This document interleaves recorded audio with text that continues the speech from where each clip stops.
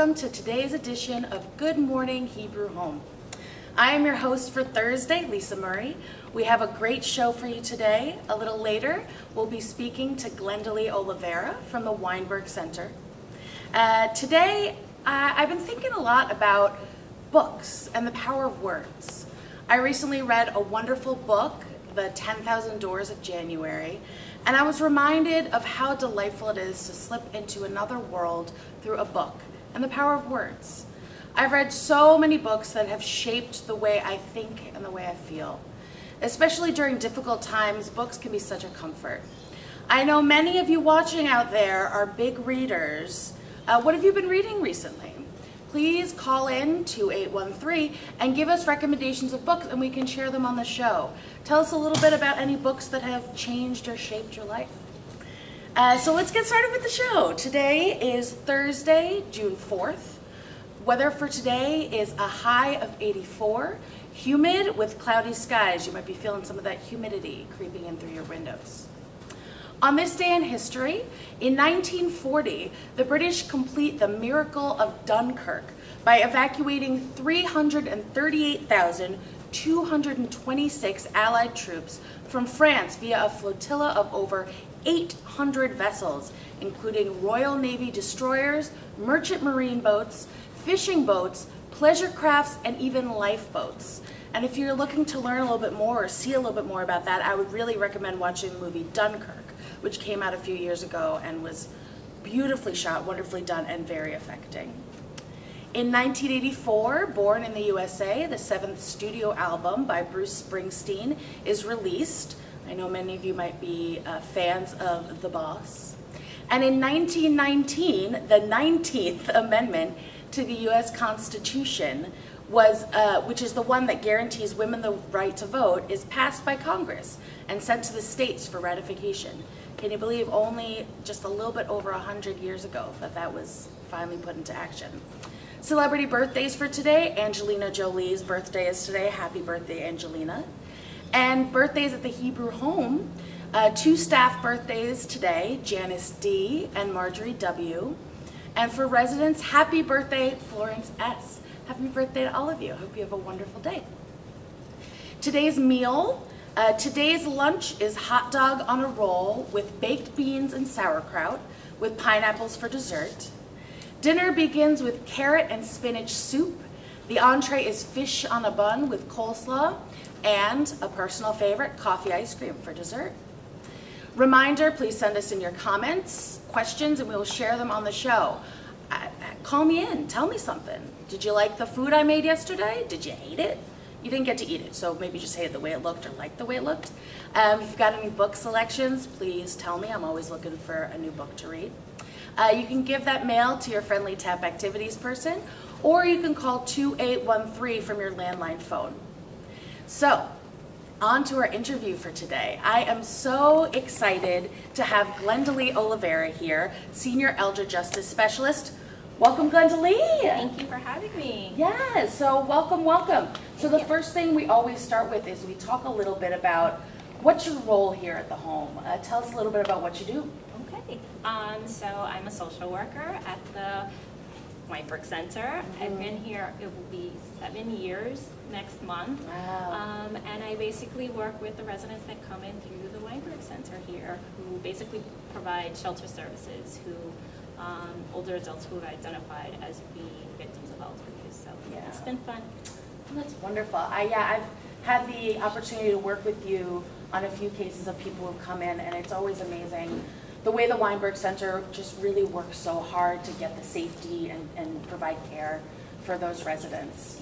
It's been wonderful. Thank you for everyone's support. It really, we're Weinberg, but really the Hebrew home really also provides so much support for our residents. So yeah, thank you. It's such a team. It's such a team effort. What got you into social work, and what led you to elder justice? Ooh.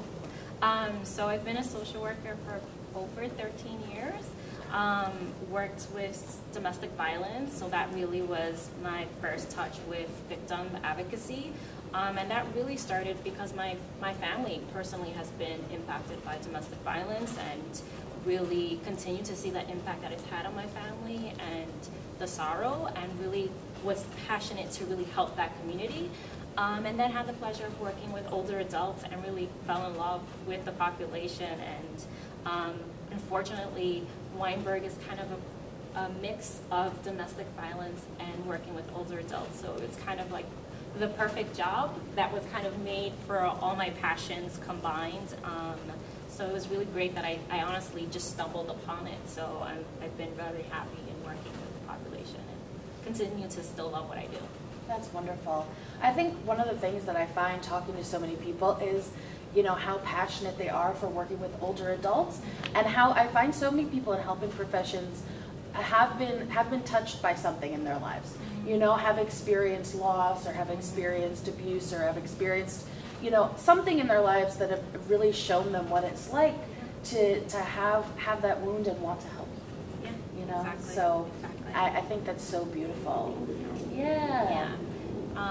I was also raised by my great-grandmother as a child, and I think that relationship really also kind of molded my love for older adults, and something that I really worked to really instill in my daughter, so that her love for older adults really grows as young as it did for me. So it's important.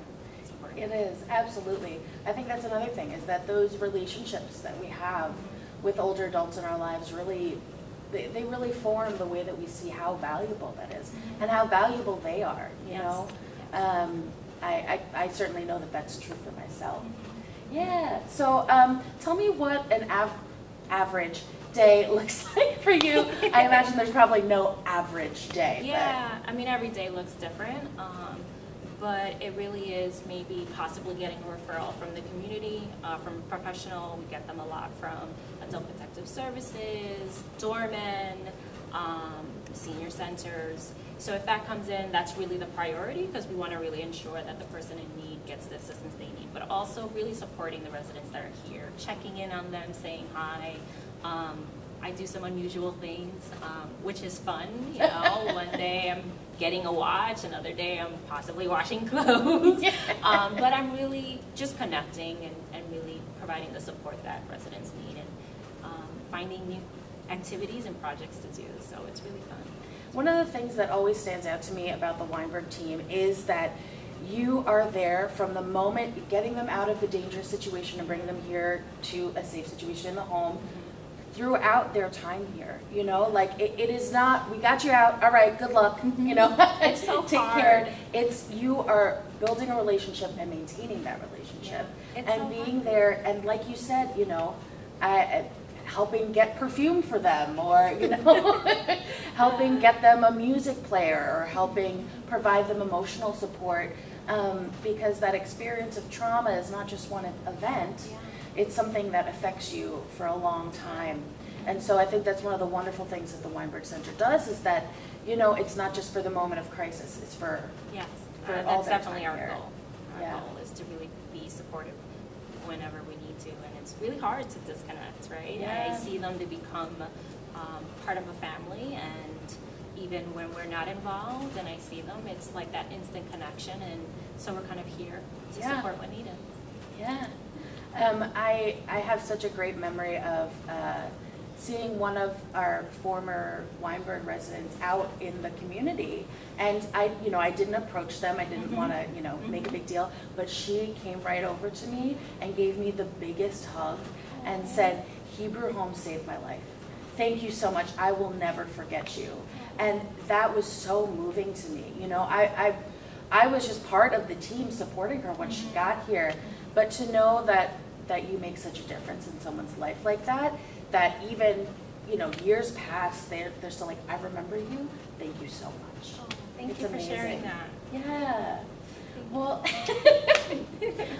so tell me a little bit, that's a little bit about your life here at the home, part of our community here. What's your life like when you leave the Hebrew Home at the end of the day? It's going back to my daughter, who is going to be 4 next month. So it's a little surreal that I'm going to have a 4-year-old, and who will possibly start pre-K in September, who's been dying to go to school since she turned 3. So it's really just, she's my decompression. She kind of reboosts my energy immediately, and super excited when I come home. And we also have a puppy who will be 1 next month. Oh my gosh. Crazy story. So my daughter was born July 13th. She was born on her dad's birthday, which also happens to be her grandmother's birthday. What? And she also has an uncle who was born on that day. So July 13 is a very special date. And then we adopted a dog, or we rescued a dog in February, and found out that his birthday is July 13th. I mean, so if that's not fate, he was meant to be, right? Yeah. Yeah. So very funny numbers and dates in my family. I always find it interesting when things like that align. You know, I don't know. I'm not connected to the universe like that. I don't know what it means, but I definitely find it interesting. So your daughter, tell us more about your daughter. What's her name? Her name is Janaya. Janaya. And she's going to be turning 4, and I know you brought a picture of her. Yes. Tell us about this picture. So this picture, this was about 3 years ago. This picture is actually from the pool here at the Hebrew home. Wow. She took swim classes here every Sunday for about a year, and she loves the water because of it. But really, after these classes, we would go around the Hebrew home visiting residents, and I saw firsthand the beauty of intergenerational, you know, play and the joy that she really brought. So it really became kind of a tradition that I would just bring her randomly because, one, she enjoyed it. This is like a huge playground for her, but the residents loved it, and it kind of, you know, I'm a social worker, and sometimes it can be a lot about business and having to get things done, but it really kind of humanized me in a way, and it really deepened the connection with residents. And, you know, to this day, people come up and ask, how's your daughter? I haven't seen her. And even staff members, you know, kind of reminds me how they saw me pregnant because I was here when I was pregnant, and kind of asking me about my daughter. So it's a really good form of family here in terms of people that, unfortunately, I don't really know their names, but they remember me and ask me about my daughter. It's really endearing. So she has really brought such joy to me and joy to certain residents. I know some residents that have pictures of her in her room. Oh my gosh! And she has a lot of grandparents here. So that's wonderful. It's really beautiful, and every year we bring her for Grandparents' Day, and she loves it, and it's become kind of like a family tradition for us. So it's been fun. Talk about a community. You know what I mean? Like, that is so much. You're bringing part of your family to our community, and our community here is sharing that with you. I mean, I think that's just so beautiful. And how much that we are, you know, we're such a part of each other's lives. This isn't, you know, a 9-to-5 job, you clock in, you do your time, and you leave, you know. This is a community that we're all part of. And I think that's such a beautiful thing. So, thank you. Oh my gosh. Well, I think we're going to wrap up. I mean, I don't know any better way to finish than with an adorable picture of your daughter.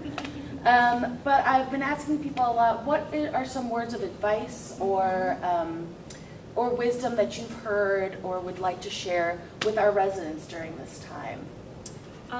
Just stay connected, reach out, you know, stay positive. I know it's hard.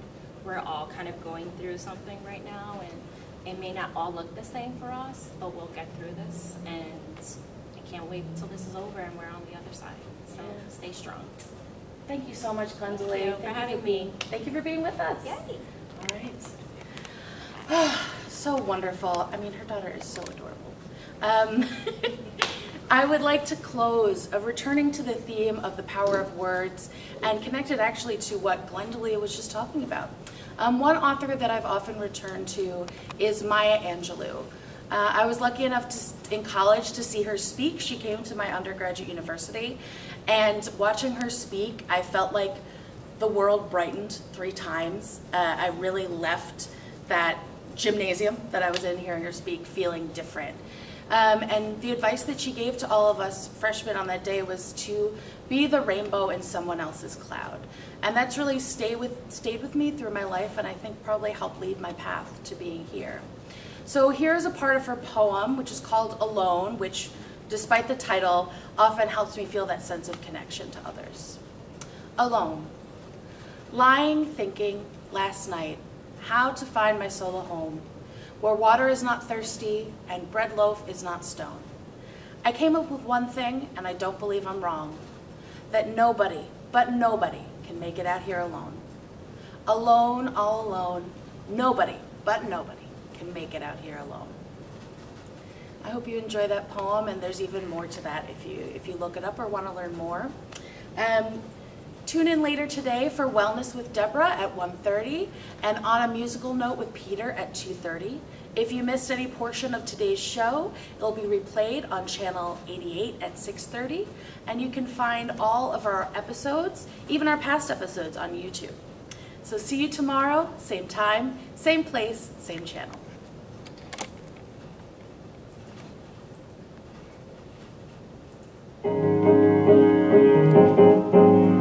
Hebrew home, good morning, Hebrew home.